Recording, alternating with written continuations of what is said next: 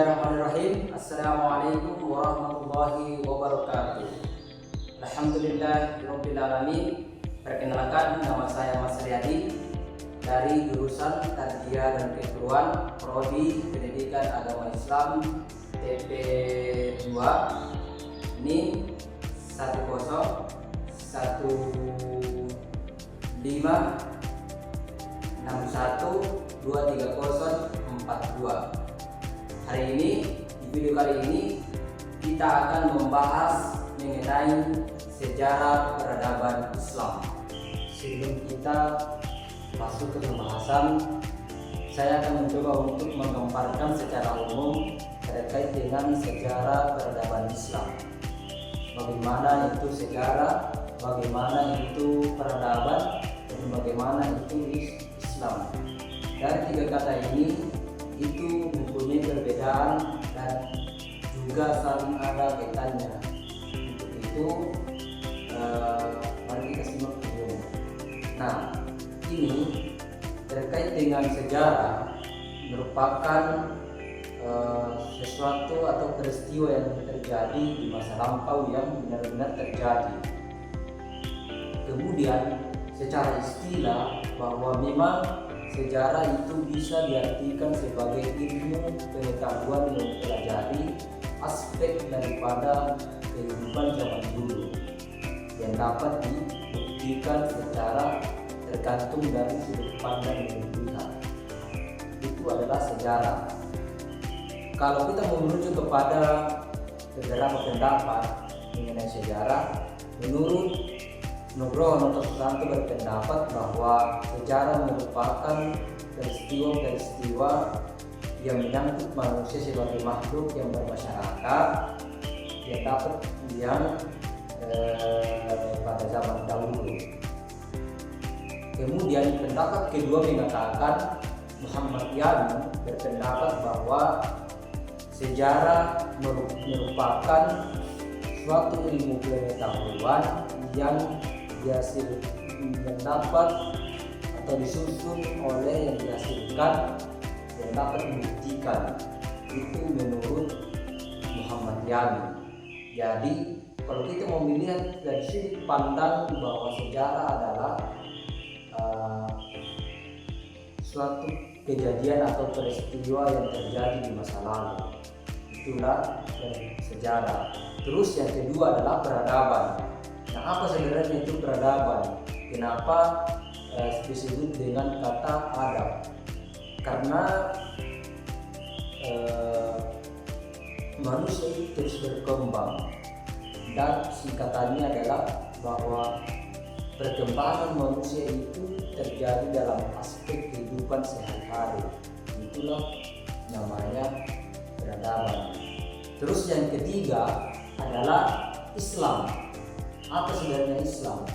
Dalam bahasa Arab bahwa Islam adalah keselamatan, yaslimu aslaman. Bahwa Islam itu adalah ajaran agama yang dibawa oleh Nabi Muhammad SAW untuk umat seluruh manusia. Ajaran agama Islam itu adalah ajaran yang damai. Dari esensi ajarannya itu dan mengandung nilai-nilai moral, etika, dan norma. Makanya disebut dengan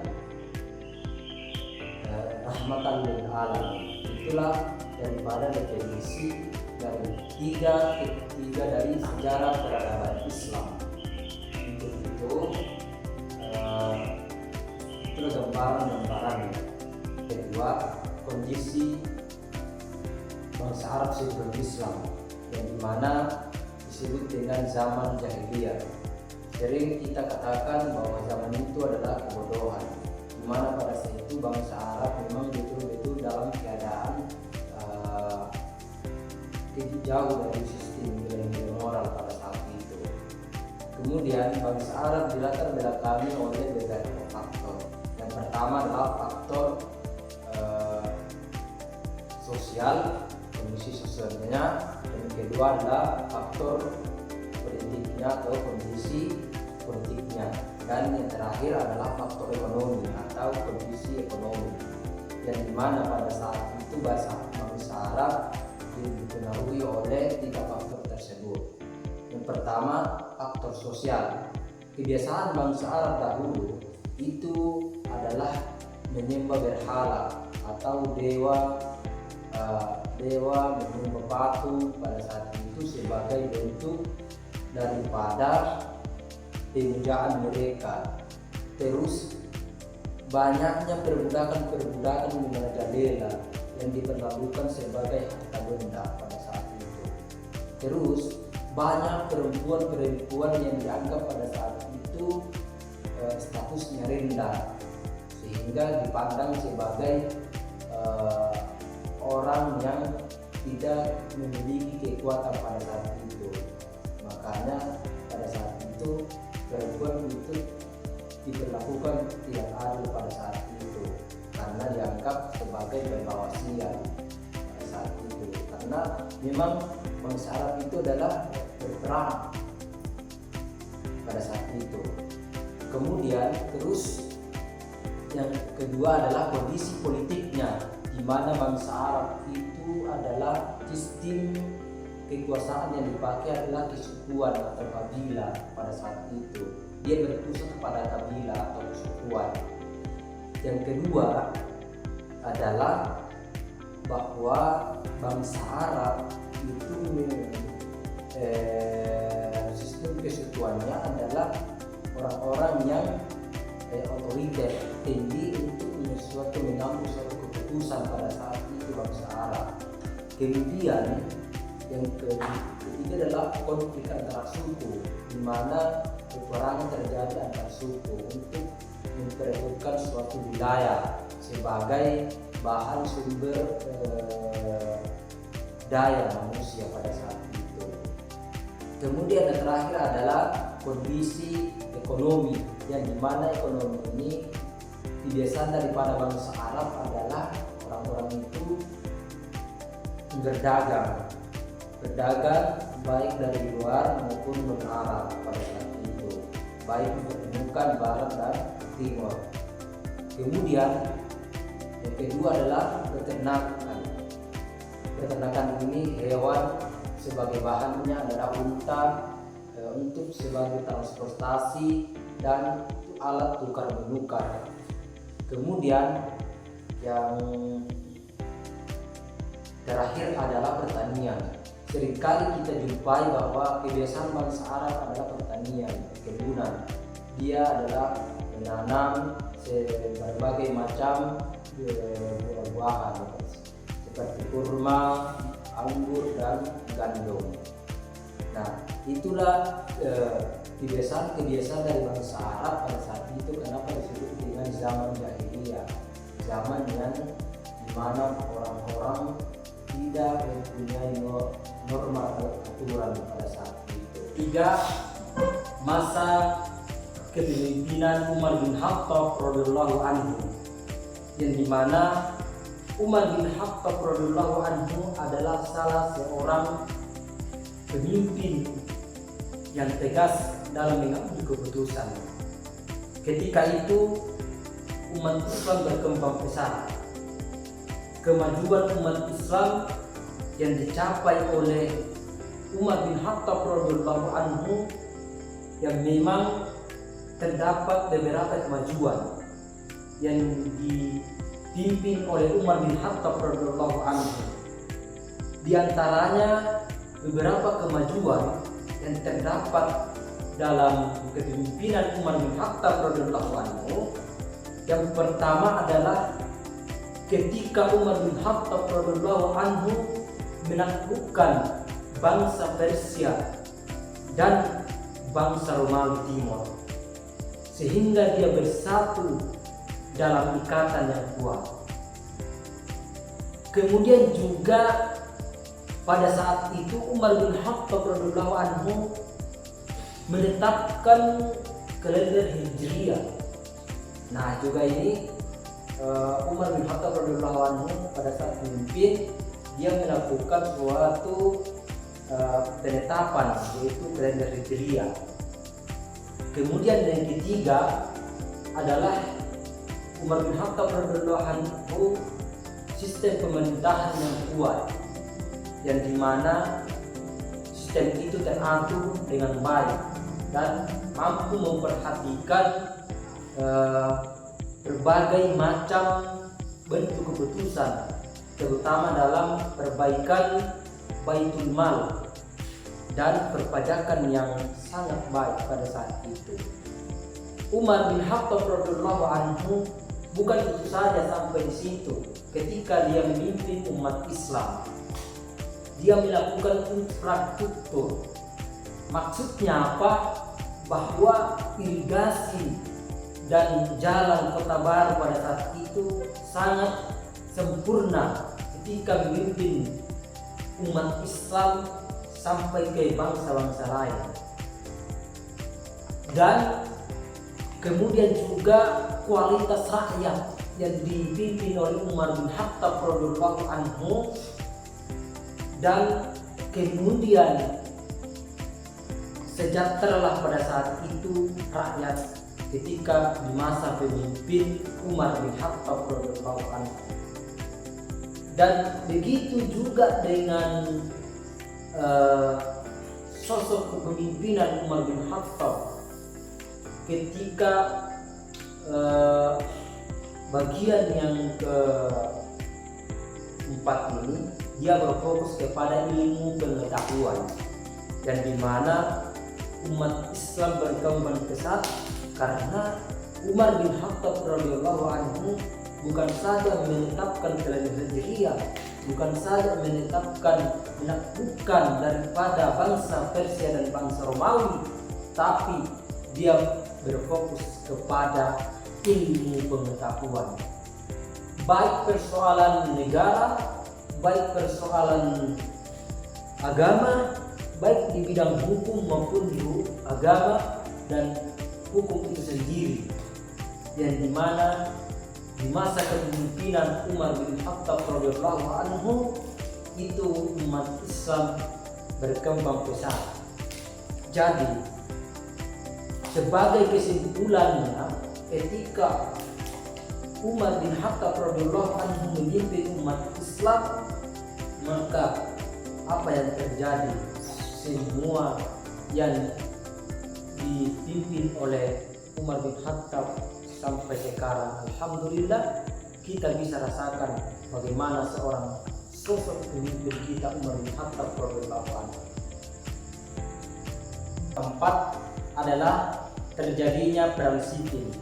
Apa yang melatar belakangi terjadinya perang sipil? Pada tahun 11 Hijriah 648 Masehi terjadi peperangan antara pihak Ali dan pihak Muawiyah. Ketika itu adalah puncak perpecahan umat pada saat itu. Ketika wafatnya Utsman bin Affan radhiyallahu anhu.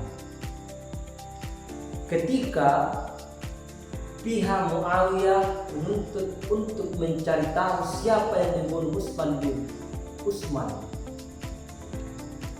Ketika itu Ali bin Abi Thalib seakan-akan dia tidak menghiraukan apa yang sebenarnya terjadi pada saat pembunuhan Ali, pembunuhan Utsman bin Affan. Nah, disinilah kemunculan atau terjadinya perang sipil. Ketika itu peperangan bisa disebut dengan perang sipil ini antara pihak Ali dan Muawiyah. Ketika pada saat peperangan itu terjadi, maka di antara pihak-pihak daripada Muawiyah mengangkat sebuah Al-Qur'an Karim. Ketika dia mau kalah, dia mengangkat Al-Qur'an Karim. Di antaranya di situ adalah pola pemikiran daripada Amr bin As untuk bahwa mengatakan, marilah kita damai. Kita tidak boleh begini. Kita memutuskan perkara saja, terkait dengan sesuai dengan Al-Quran Al-Karim. Nah, disitulah pola pemikiran dari Amr bin As dan Ali pada saat itu menerima disebut dengan arbitrase atau hukum yang berdasarkan Al-Quran pada saat itu. Nah, disitulah diutusnya Amr bin As dan pihak Muawiyah, dan Ali mengutus seorang perwakilan dari pihak Ali itu, dan namanya adalah Abu Musa al-As'adi. Ketika pada saat berlangsungnya hukum itu ada kejanggalan di dalam pada saat itu, sehingga pada saat itu Amr bin As mengatakan bahwa pihak Ali sudah menerima keputusan dari kami pada saat itu. Nah, apa yang terjadi pada saat itu sehingga di antara pihak Ali ini itu keluar dari barisan Ali, disebut dengan Khawarij, yang keluar dari barisan Ali. Disitulah terjadinya perang Siffin pada saat kepemimpinan Ali bin Abi Thalib radhiyallahu anhu. Terakhir, yaitu perbedaan kebijakan politik yang dilakukan oleh Bani Umayyah dan Bani Abbasiyah, yaitu Bani Umayyah di Damaskus dan Bani Abbasiyah di Baghdad. Yang pertama adalah kita akan membedakan dulu di antara Bani Umayyah dan Bani Abbasiyah. Kalau Bani Umayyah, politik yang terjadi pada zaman itu dia fokusnya ke perluasan wilayah. Kemudian terus kalau Bani Abbasiyah di Baghdad itu berfokus kepada ilmu pengetahuan, yang dimana pada saat itu Bani Abbasiyah sistemnya itu berfokus kepada ilmu pengetahuan. Kalau di Bani Umayyah itu prosedur yang dilakukan adalah dia berfokus kepada pemerintahan yang monarki atau kerajaan-kerajaan. Kalau di Bani Abbasiyah itu tidak, tapi dia melakukan sebuah hal, dia berfokus kepada ilmu pengetahuan, supaya apa yang pada saat itu Bani Abbasiyah itu disitulah memuncak masa keemasan daripada ilmu pengetahuan keislaman pada saat itu. Dari kedua Bani Umayyah di Damaskus dan Bani Abbasiyah di Baghdad itu semuanya saling melengkapi. Semua itu terjadi karena umat Islam pada saat itu sesuai dengan ajaran-ajaran yang dibawa oleh mulai daripada kepemimpinan para sahabat sampai ke kepemimpinan Rasulullah Shallallahu Alaihi Wasallam. Itulah beberapa daripada rangkaian sejarah peradaban Islam. Bagaimana sebetulnya peradaban Islam terjadi di masa lalu, ya sesuai dengan apa yang dilakukan oleh Nabi Muhammad SAW. Demikianlah video kali ini. Jika ada kesalahan mohon disempurnakan, karena kita sebagai manusia adalah mengupayakan untuk sempurna. Ketika ada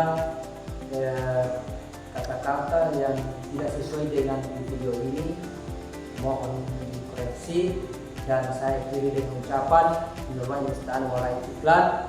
Assalamualaikum warahmatullahi taala wabarakatuh.